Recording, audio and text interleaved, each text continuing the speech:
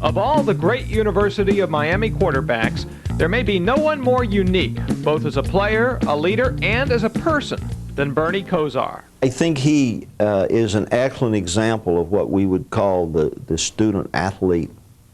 And I would even go farther and say he's sort of the epitome of the scholar athlete.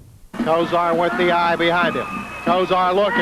Kosar looking. Kosar big chase. Kosar still on his feet. Goes in for the touchdown. In the early 1980s, the Hurricanes recruited Kosar out of Boardman, Ohio. But he came to Miami for more than just football. Mr. Kosar was concerned that Bernie get the proper classes that regular students get, that he was here to be a student first, and that it's important that he get a good education. Of the contenders for the starting quarterback job in 1983, only Kosar had never played a down. But he did things in practice that made the coaches take notice. His ability to move the second and third team against the first team was really what set him apart from two very, very fine players and competitors in Vinny Testaverde and Kyle Vanderwen. All three of them had excellent springs and excellent practices in the fall, but it was Bernie's ability to take the lesser of the teams against the first team defense and move that team that showed that he was ready to go and ready to play. The 1983 season began with a loss, but out of that game emerged a new team and an experienced quarterback. After the opening loss to Florida, Bernie really grew up. He focused, he set a goal, and our goal was to not lose any other games, and he went on to accomplish that goal, and eventually the big upset victory of Nebraska in the Orange Bowl. Second and short, like a free play down the middle. Dennison, he scores! Touchdown pass, Glenn Dennison! The season ended with Kosar as the Orange Bowl's MVP and Miami as the champion of college football. In 1984, Kosar and the Canes kept up their winning ways under new UM coach Jimmy Johnson. When Bernie took the field, he knew that he was going to put the ball in the end zone. He had such great confidence, and that confidence carried over to the rest of the players and the rest of the team. I think our entire football team knew that we had a chance to win every single game at any time, even if we were behind in the game, for the simple reason we had Bernie Kosar at quarterback. That confidence was on display in Tampa as Miami trailed Florida in the game's final minute. We were going to work for a field goal, and I was all set because that was percentage football for us to work for a field goal and win the game.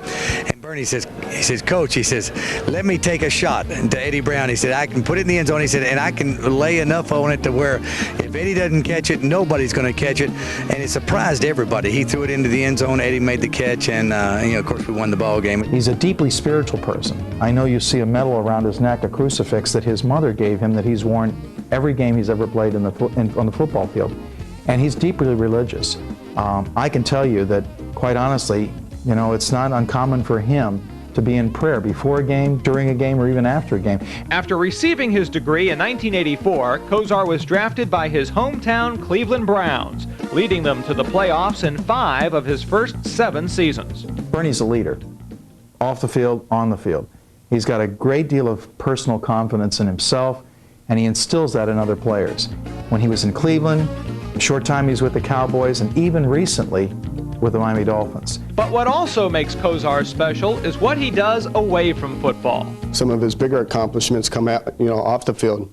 His fundraising for charity, his contributions to the university, and also, his ability to put a smile on a kid's face with just something simple as an autograph. Bernie came as a celebrity and played in the golf tournament, and afterwards there was a great crowd of people around him because he was doing well in Cleveland. They were looking for autographs. So Bernie is standing there and very patiently autographing all these things that people are bringing up, and about 3 or 4 people back is this little boy with a large pile of football cards in his hand.